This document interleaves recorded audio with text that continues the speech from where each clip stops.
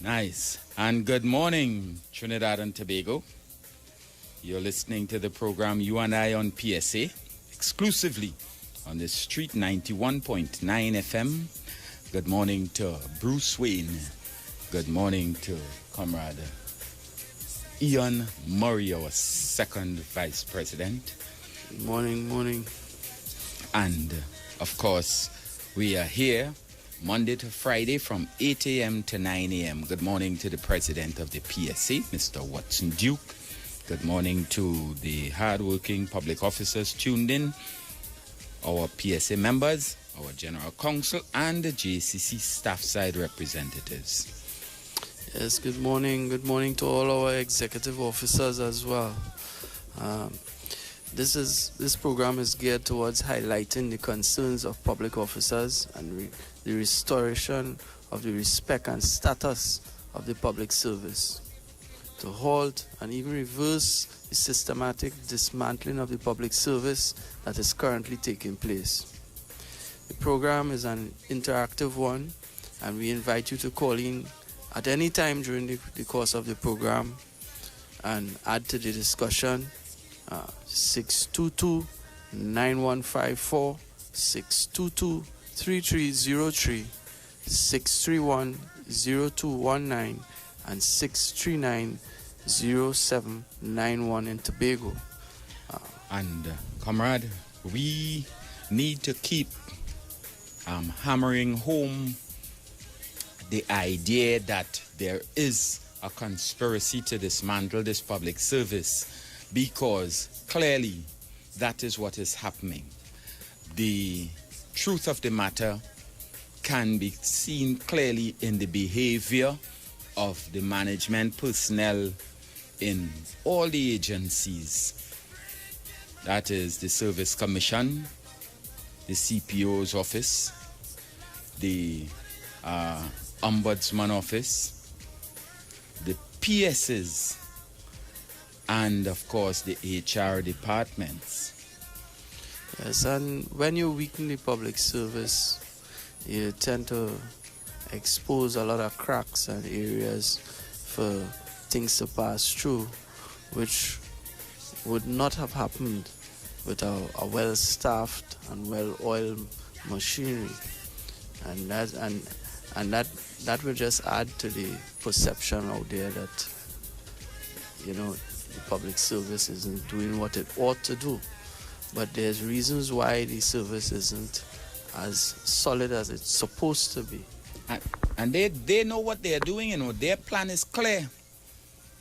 They want to turn the public service they see the public service as a cash cow that they can get their hands on, so they can have the services broken out and paid by private interest running the public service.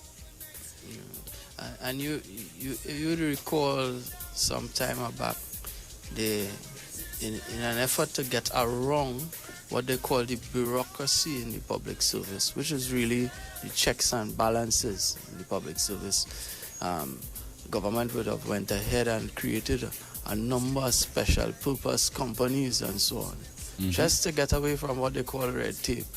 But we know why they created these things. And not too long after that, you started hearing about all the amount of money that being wasted and who doing what. It's squandermania. In the UD courts, in the EFCLs and all these other places. Squandermania is rife. And now we are seeing that they are attempting to see how they could pull it back by passing laws that seem to be draconian. And who is going to pay for it? The ordinary citizen. when you look at the bill that they were discussing there on for the licensing authority, and the kinds of fines that they plan to introduce against you, the ordinary citizen, it really makes us wonder what is happening in this country.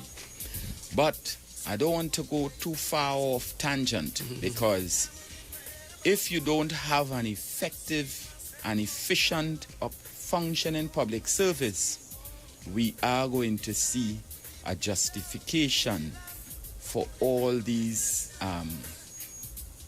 high taxes that are being introduced, because the system is failing.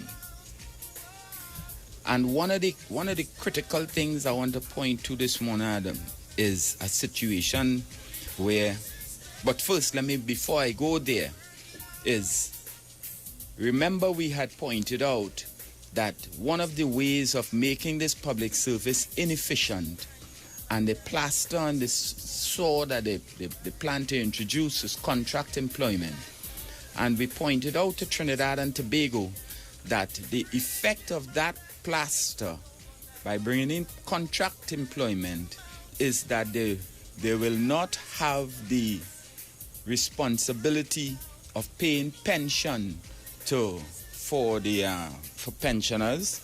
They will not have the responsibility of ensuring that the group health plan is fully stocked with fresh employees of the state and so forth.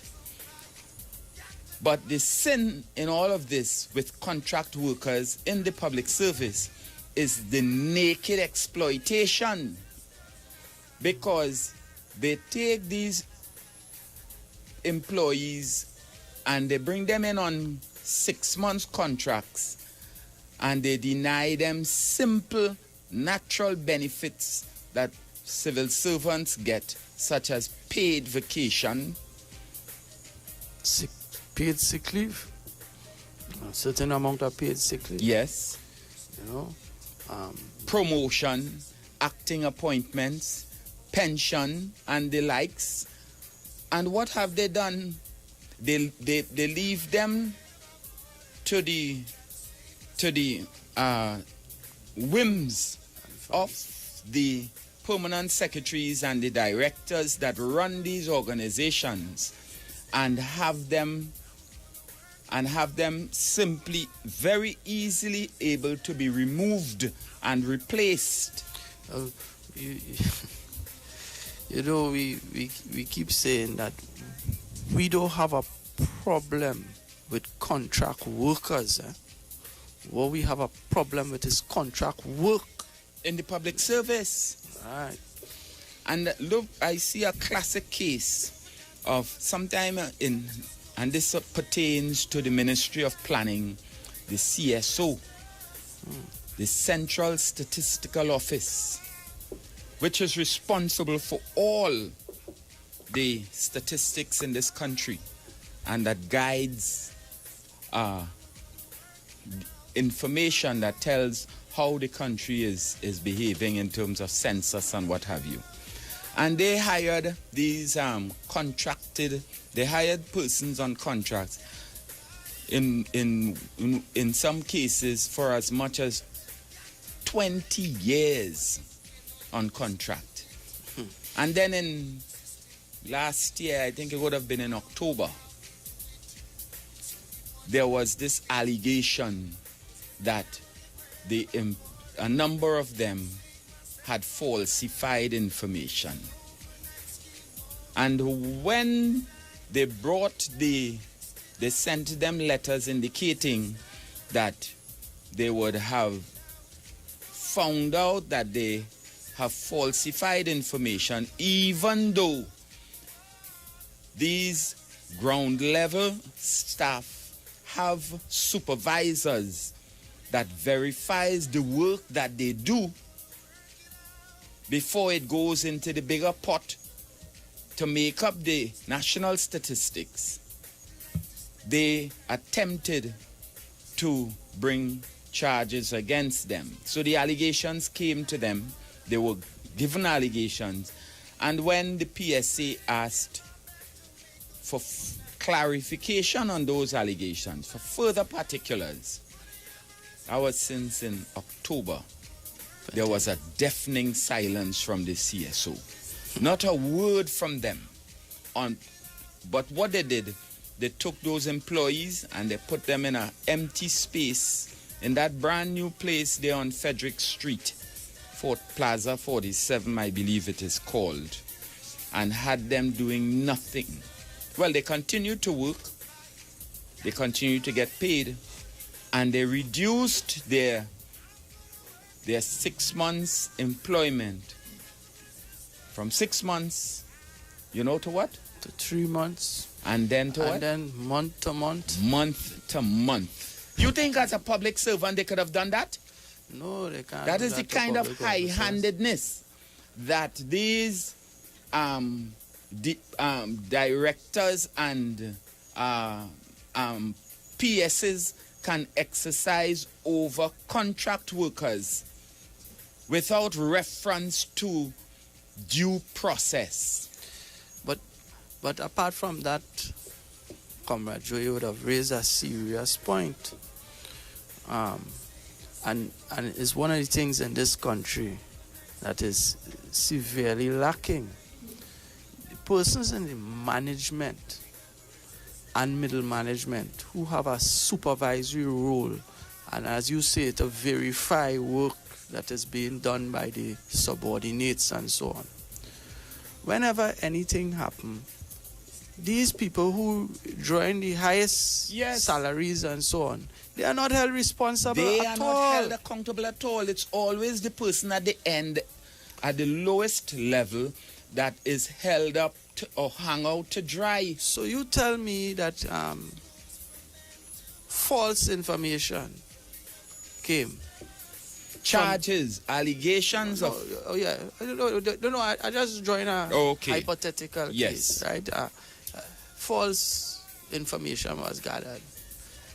I can't send that to Parliament or to the public, right? No. It has to be verified by the supervisors who's supposed to check the information and make sure it is correct, right? And even before it is released, the director, the person in charge of statistics, you see, authority is something that it rests with the person who, the box stops with the person who is in charge. Yes. Right? And nothing should leave, especially information that I know is supposed to go public or to Parliament of any sort of serious substance. I had to review that and give my okay before it is gone outside. But these persons are not being held responsible. The information has reached where it reached, and then you hear the accusations and they're going after the low-level staff and not the public officers. No. And that is my point. Workers. And that is my point. They now, just the, I think it is day before yesterday, or yesterday, they failed to respond to the request by the representative association of those employees, because I need to make it clear, even though you are a contract worker in the public service, you are entitled to be a member of the PSA, because the PSA is the recognized union in law under the Civil Service Act for all monthly paid employees of the state.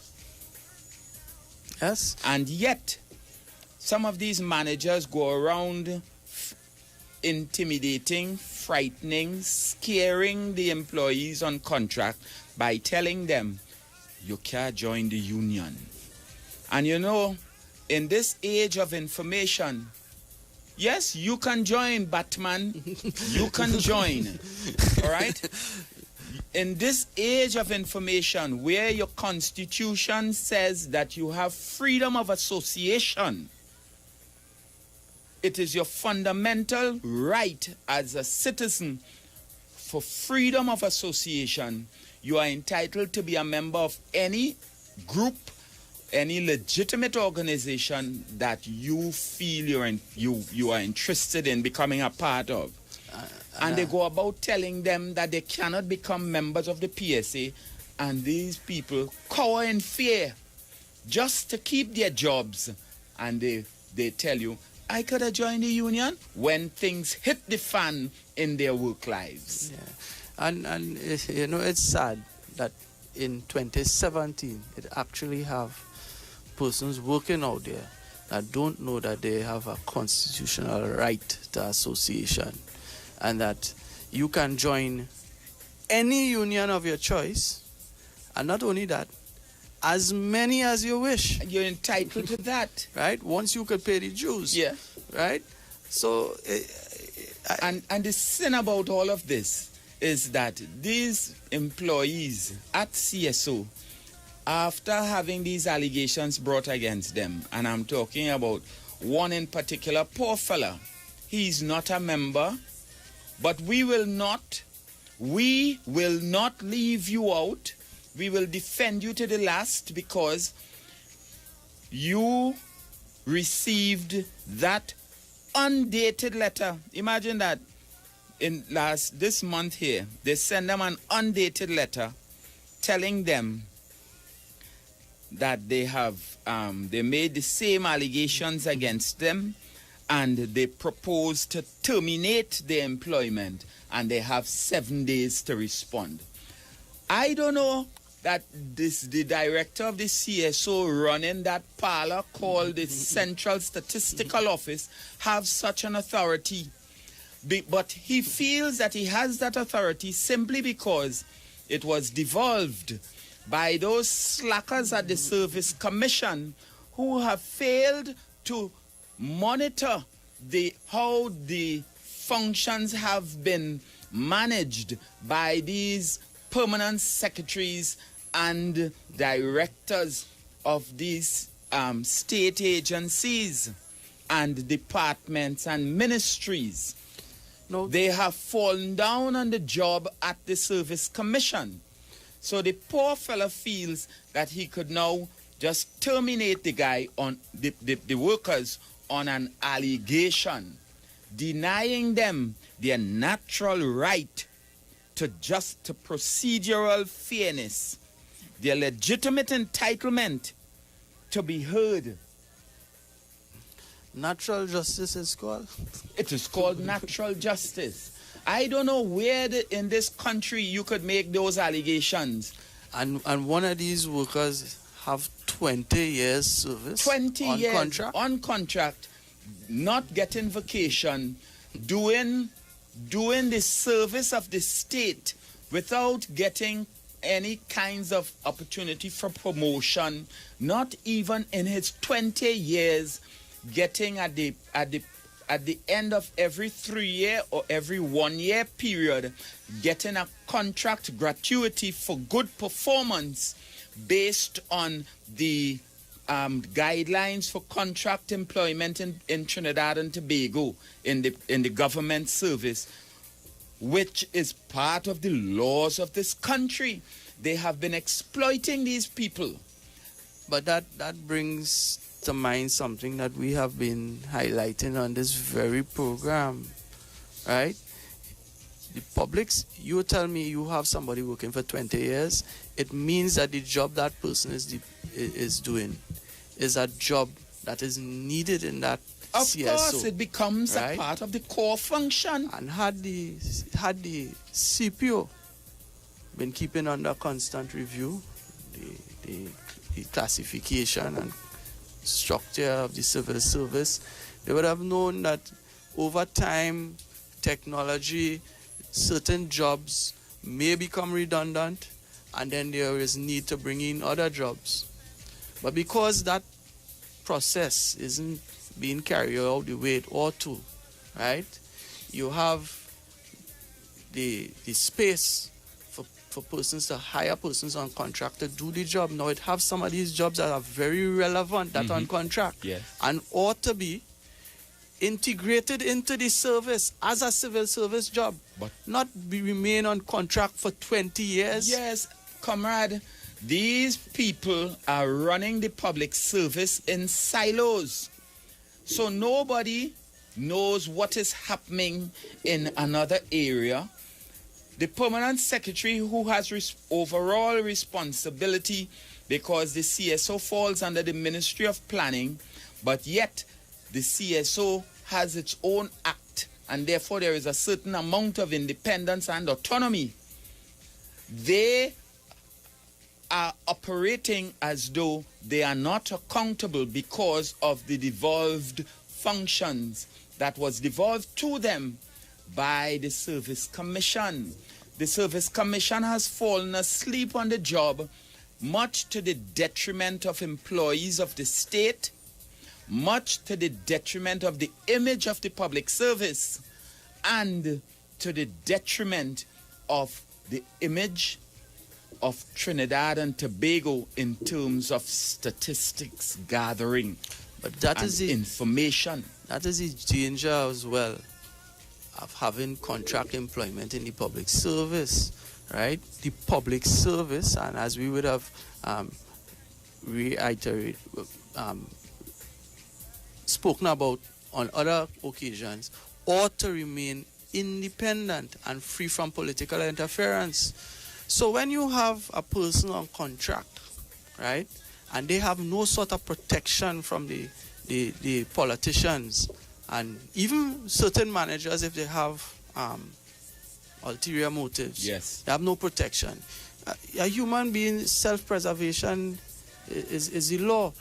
If you tell me to do anything and I feel I lost my work for it, I follow in instructions. Exactly. But when the thing hit the fan, right, they're left in the rain. Yes. Well, I want to see how they're going to try and fire these workers on an allegation, because for 20 years at the widest and 7 years at the narrowest in terms of time and service, these people have been functioning there and have had assessments that says the quality of their work has been up to standard.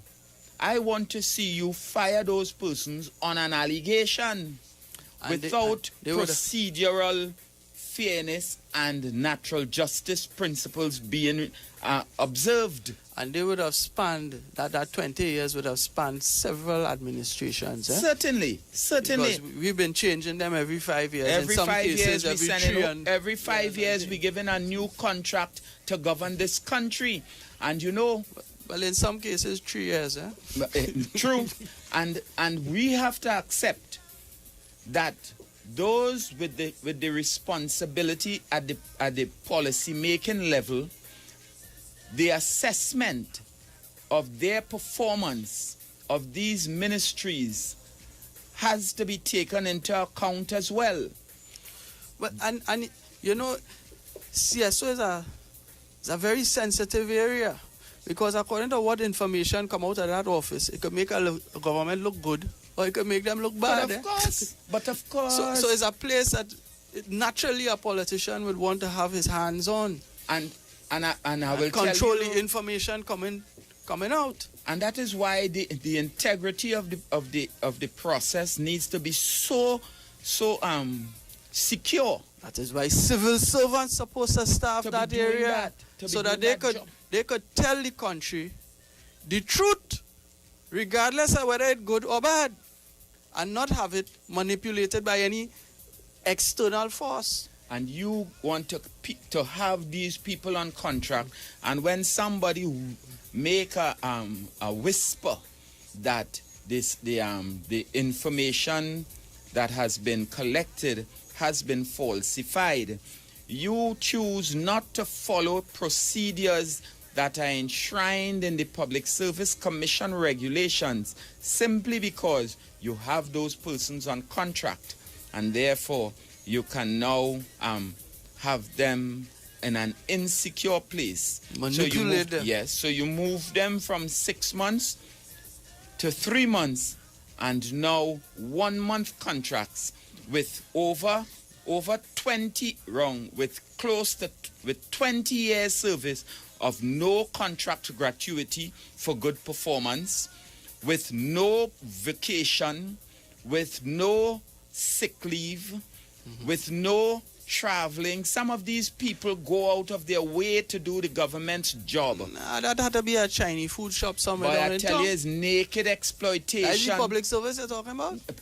If you wouldn't believe this is what the public service has degenerated to in Trinidad and Tobago in 2017. And the persons in high office in the country allowing that to happen? And you have policymakers who at the end of the day, when they come to now to be appraised, because it is the appraisal system that does determine whether or not they get another 5 years.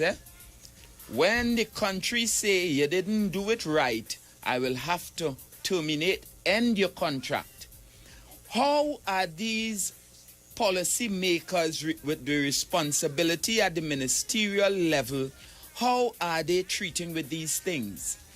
How are the PSs ensuring that procedural fairness right down to the ground level is observed and respected?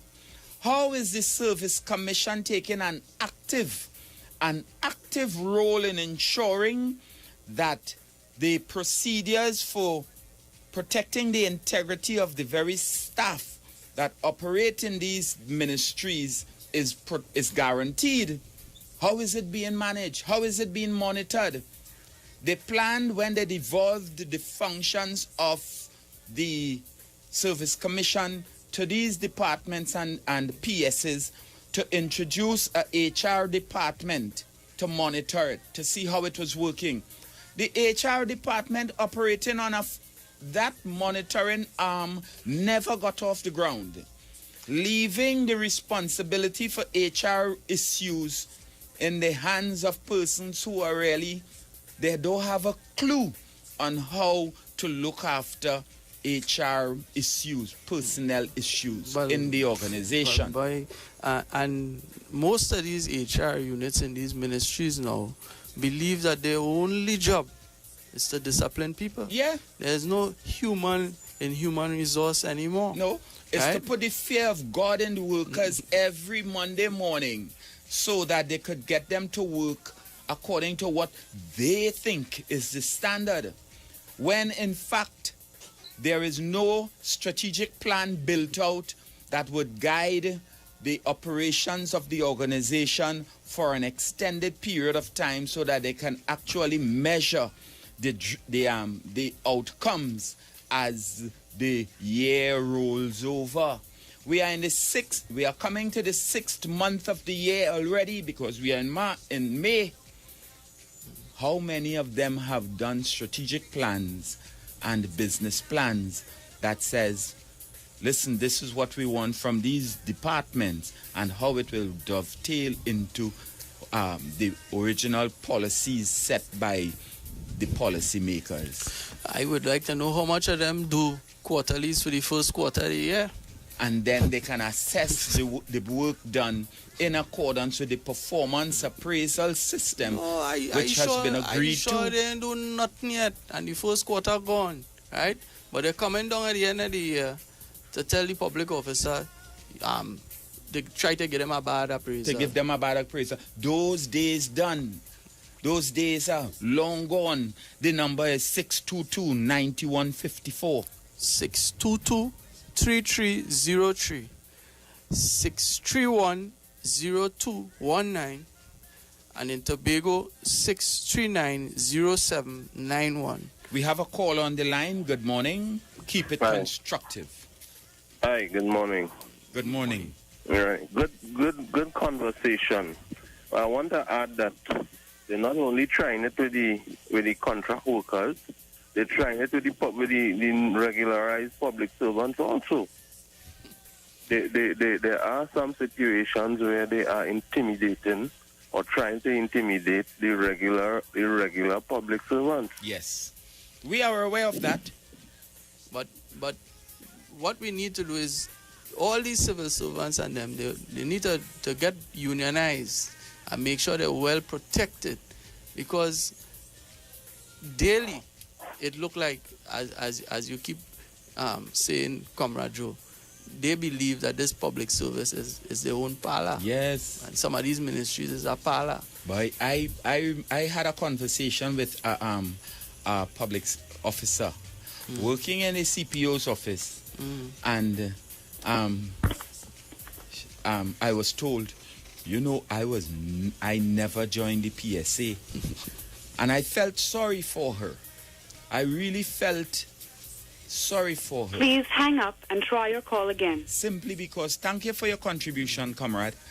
Simply because, at the CPO's office, the very CPO that agreed to the establishment of Circular 1 of 1973 does not have a staff side there. And no JCC. No joint consultative committee meetings ever take place.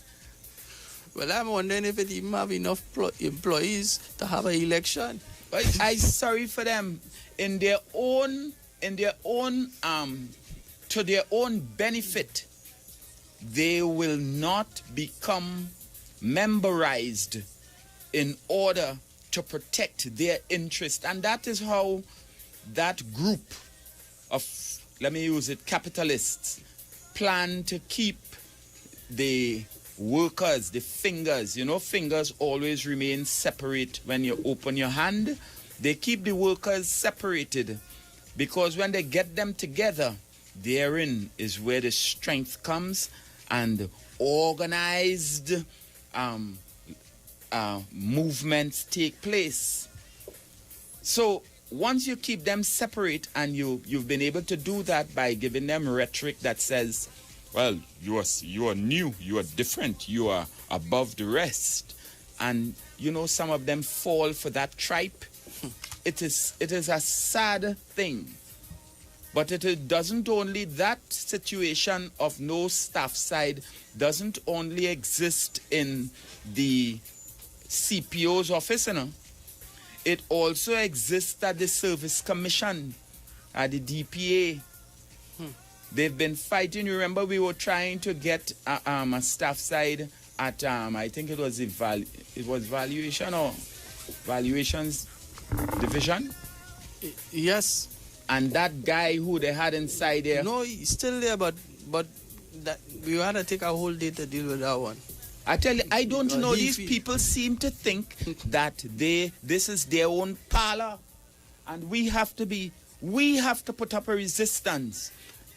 We have to bring it to your attention, John Public, and right-thinking people, and see the kinds of mischief that is behind the dismantling of the public service in the interest of those who know they can, I wouldn't say eat a food, but there is no other way to put it. They can milk the cow called the public service through the government subventions, because a classic case in point is the Zoological Society, where they would have put on hold for 3 years. They have suppressed the position of, Cabinet has suppressed the position of curator and allowed the Zoological Society to bring in their people on contract, use government subventions to pay the position, and Lord knows how much less they are paying them. We have a caller. Good morning. Hello, good morning. I think what is happening too is that public servants need to either be educated or to educate themselves about their rights. Recently, I had a co-worker come to me, and he was complaining about being victimized. He isn't getting his traveling and his other things. The other things that are due to him, he isn't getting them because he's being victimized, and it's only happening to him.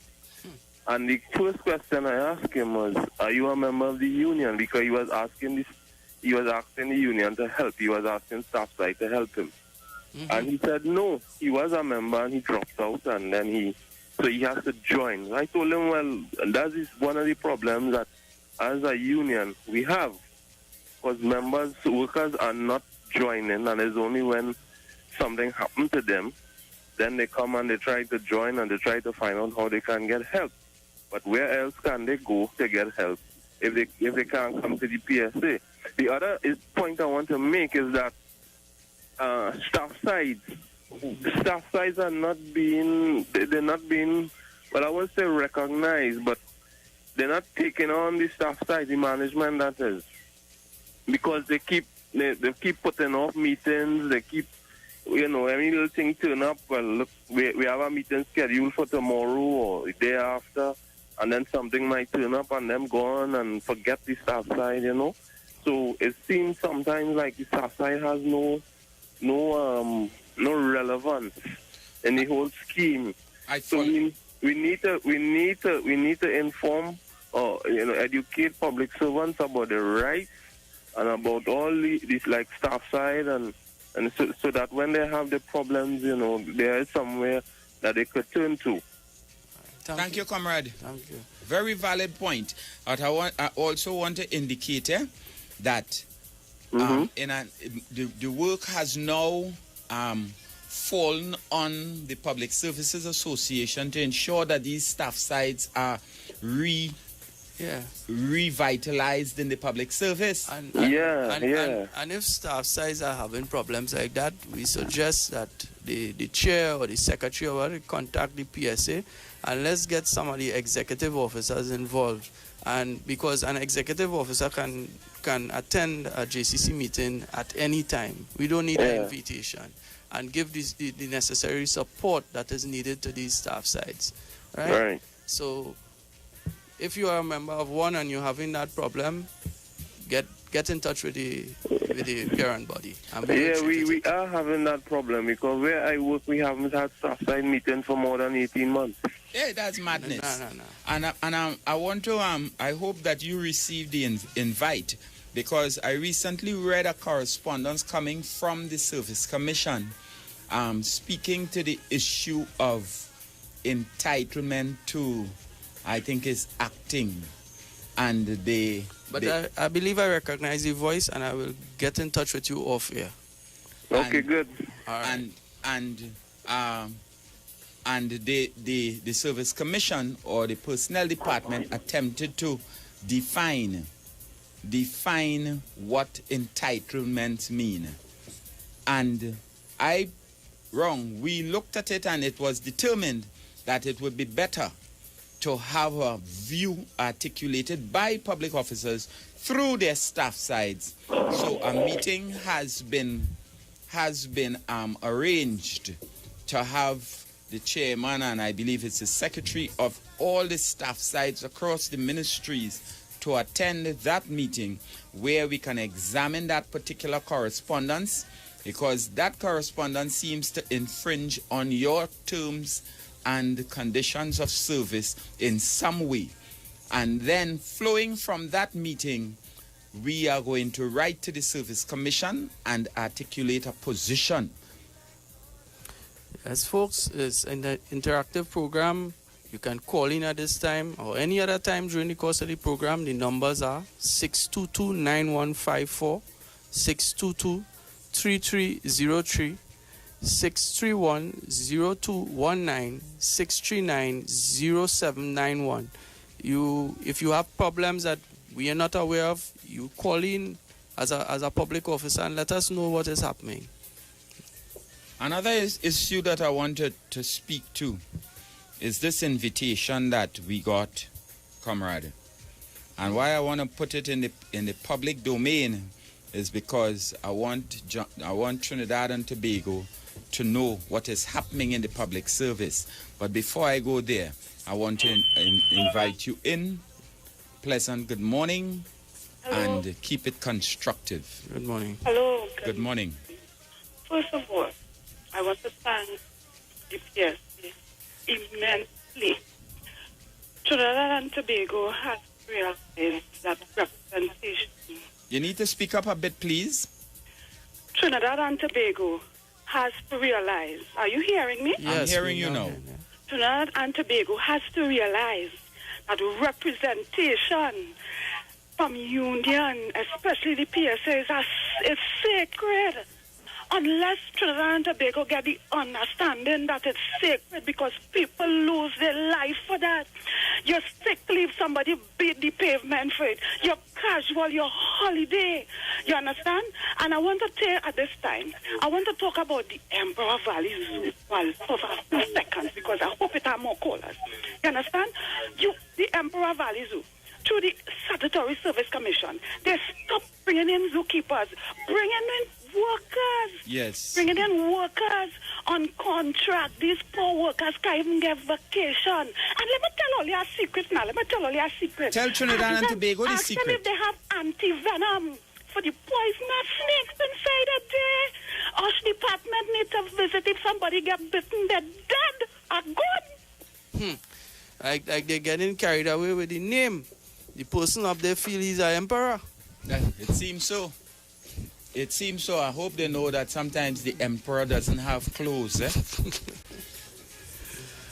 Trinidad and Tobago, you heard it. Yes, and she raised a very serious point. A lot of people in this country believe that when they get a job and they have 21 days vacation and 14 days sick leave, that for some reason the government or employers out there owe them that. Yes. Or there is some law. Or there is some law. Yes. But let have no law in this country saying that the employer must give you a vacation or give you sick leave.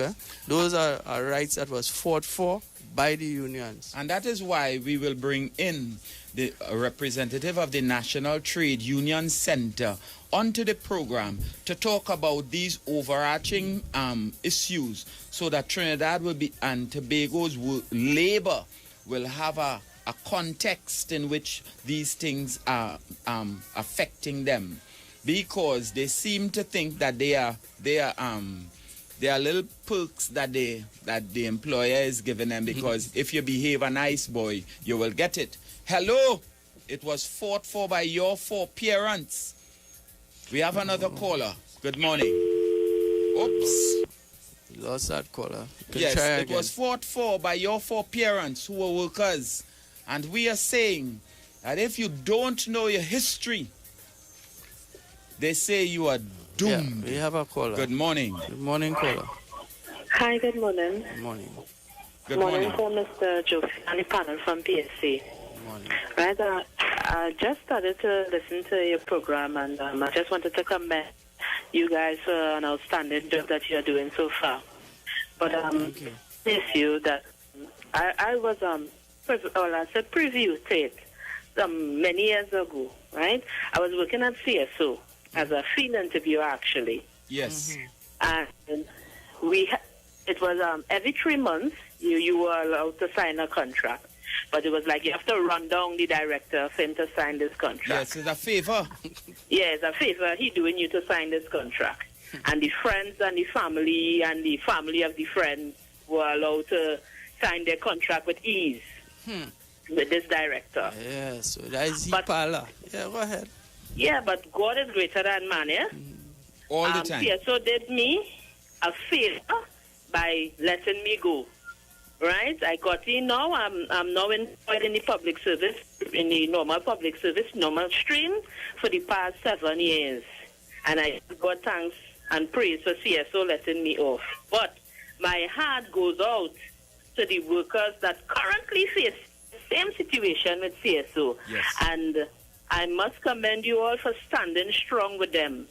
Right? Because when I was going through it, I didn't know where to turn to, because at the time we went to PSA, and PSA wasn't taking us on because, they were saying we were under delegated authority and all of that. I right? know. I can imagine under which leadership. I can well imagine under which leadership you had that challenge. Yes, under Mr. Clements. I'm not afraid to call the name at all. And the thing about it, right, in CSO is a kind of nepotism and a family-oriented situation that's going on there. And it has been going on there for many years, a victimization, vindictive kind of institution. Because my question is, when this thing called appraisal, a lot of people in the public service believe that appraisal is your opinion or your feeling towards the person. It's actually about their performance and their duties. Yes. Yes, Yes? totally Well, correct. And this is what public servants have to understand. It's not your supervisor feeling about you. Yes. It's if you perform your duties and perform it well. Yes. And Kola, I thank you for your contribution. The thing about this program is time seems to evaporate so fast. It really does not leave room for us to really ventilate issues to its fullest. However, like I said, we thank you very much. And what I want to point out is that the performance management system in the public service was re-engineered to get rid of, to remove, to preclude the subjectivity that permeated it in the past.